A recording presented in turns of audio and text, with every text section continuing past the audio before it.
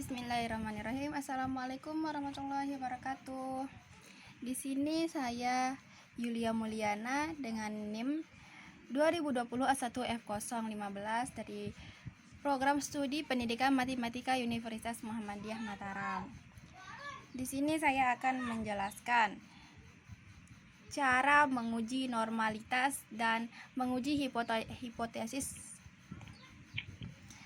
Nah, di sini kita akan menguji kebenarannya melalui uji normalitas dan menguji hipotesisnya dari skripsi Sahaji Wicaksono yang berjudul Hubungan Antara Minat dan Motivasi Belajar pada Kelas Homogen Gender dan Kelas Heterogen Gender terhadap hasil belajar siswa MTSN 1 Mataram.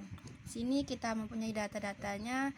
Ini ada data kelas heterogen, di sini juga ada data kelas homogennya. Nah, ini dia hasil-hasilnya.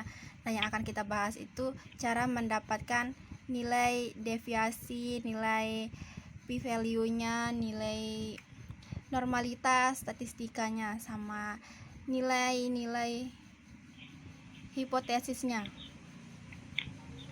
Nah, sebelum kita lanjut, kita buka dulu dia software JASP-nya.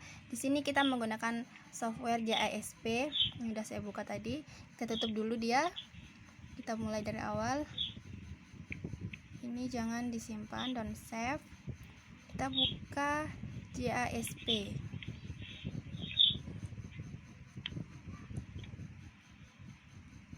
Nah, di sini JASP-nya sudah dibuka. Yang pertama kita akan menguji normalitasnya.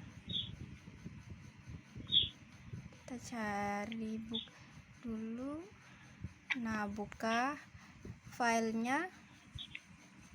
Filenya di sini tuh kita bikin filenya itu dulu di dalam Microsoft Excel dengan penyimpanan CSV atau teks, karena kalau menyimpan dan mengandungi Excel tidak bisa dia langsung gitu. Nah, ini kan karena kita mau menguji normalitasnya, yang kita gunakan deskriptif.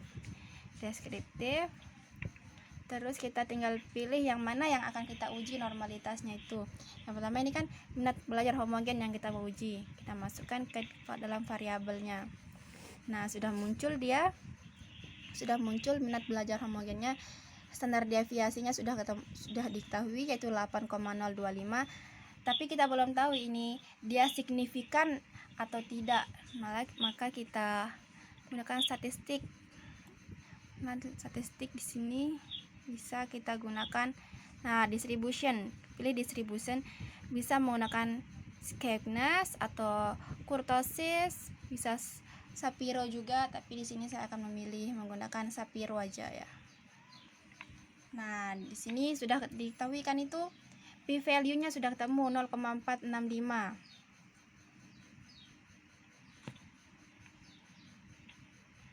Coba kalau Kurtesius, Skegness, ada semua, bisa diketahui. Nah, sekarang kita coba menggunakan Kiki plots-nya. Di sini ada basic plots. Pilih yang QQ plots. Nih, QQ plots. Nanti akan muncul seperti grafik. Nah, kan?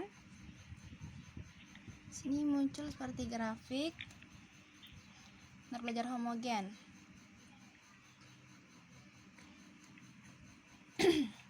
Nah, ini menunjukkan titik-titik ini.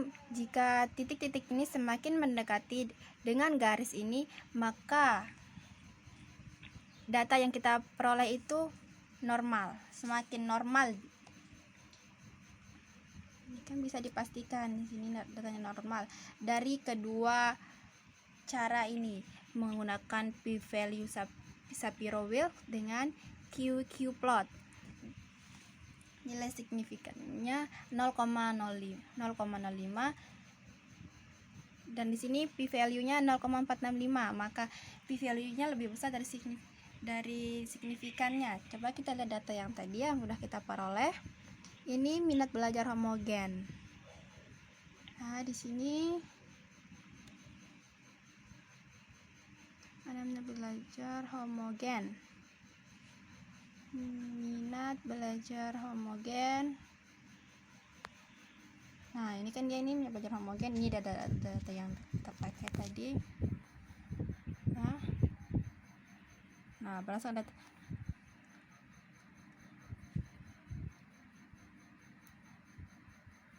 Ini dia. Baik, selanjutnya yang akan kita cari itu nilai hipotesisnya.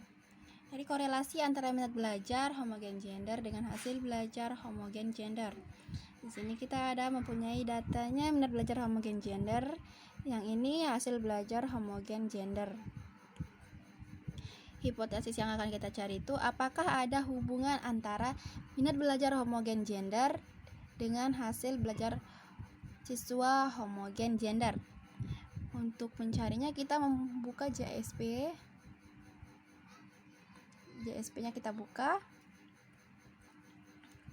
untuk mencari nilai hipotesis. Apakah ada hubungan antara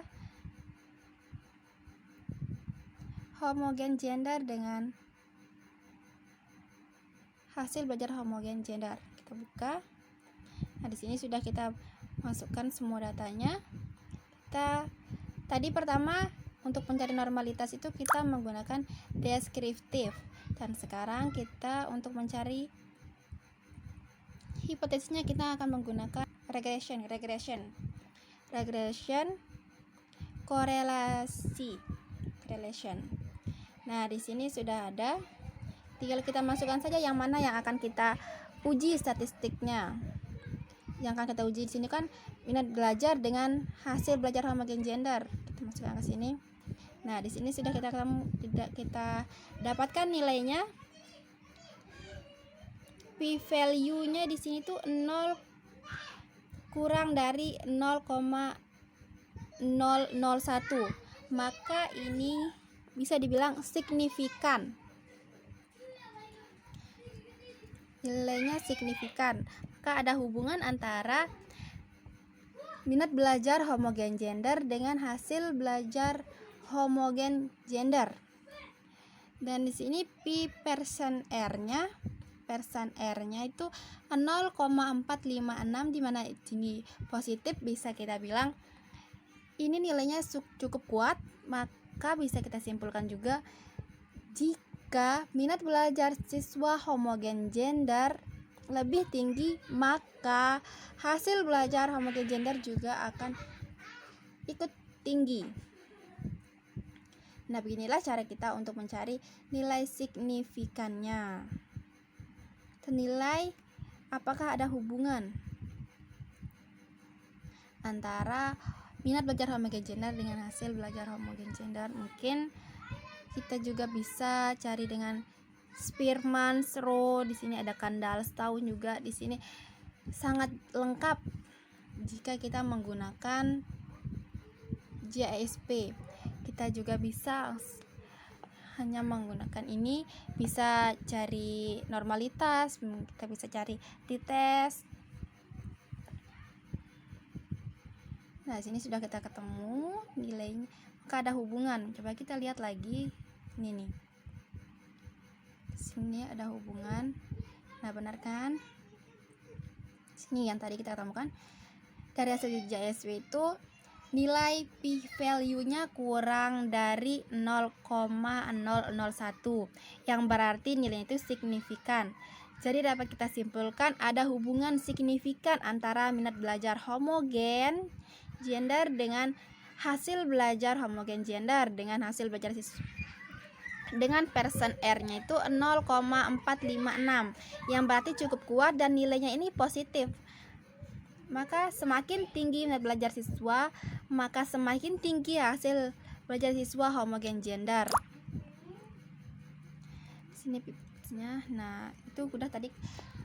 Untuk mencari sama sini juga ada korelasi antara minat belajar heterogen gender dengan hasil belajar heterogen gender. Sama caranya dengan kita cari yang tadi. Dengan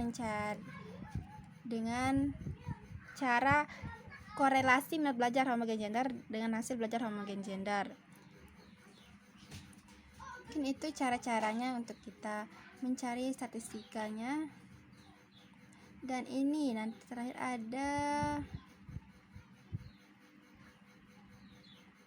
hubungan. Nah, sini juga ada korelasi motivasi. Sini coba kita cari yang ini. Korelasi antara motivasi belajar heterogen gender dengan hasil belajar heterogen gender. Tadi kita sudah cari yang homogen, sekarang kita cari yang heterogen. Kita buka lagi JSP-nya. Ini kita kembalikan. Nih, tadi kita menggunakan regression. Kita menggunakan regression sama cara yang tadi kan. Sekarang yang akan kita cari itu motivasi belajar heterogen gender dengan hasil belajar heterogen gender. Motivasi belajar heterogen gender dengan hasil belajar heterogen gender. Nah, hasil belajar kita masukkan juga di sini. Nah, di sini dia p-value-nya 0,161. Dia tidak signifikan, dan dengan persen R-nya itu negatif 0,273, dan ini nilainya negatif, maka tidak signifikan. Maka bisa kita simpulkan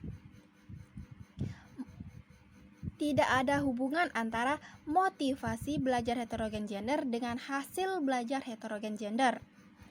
Dengan p-value yang kita dapatkan 0,161 dengan persen R-nya negatif 0,273, maka ini tidak signifikan. Kita kesimpulannya di sini. Jadi kan kita dapatkan motivasi belajar heterogen, hasil belajar heterogen. Persen R-nya negatif 273 dengan p-value-nya 0,161. Yang berarti tidak signifikan. Jadi kita simpulkan itu tidak ada hubungan yang signifikan antara minat belajar homogen gender dengan hasil belajar siswa homogen gender. Dengan persen R-nya itu negatif 0,273, yang berarti tidak cukup kuat dan nilainya negatif. Nah, tadi kan yang pertama korelasi antara minat belajar siswa homogen gender dengan hasil belajar siswa homogen gender. Yang pertama tadi itu ada hubungan yang signifikan, sedangkan yang sekarang yang heterogen, motivasi belajar heterogen gender dengan hasil belajar heterogen gender tidak ada hubungan yang signifikan. Jadi bisa kita simpulkan jika persensnya negatif, nilainya negatif, maka dia tidak cukup kuat dan p-value-nya lebih besar dari 0,001, maka dia tidak signifikan. Sekian dari saya, penjelasan dari saya. Semoga bisa dimengerti. Wassalamualaikum warahmatullahi wabarakatuh.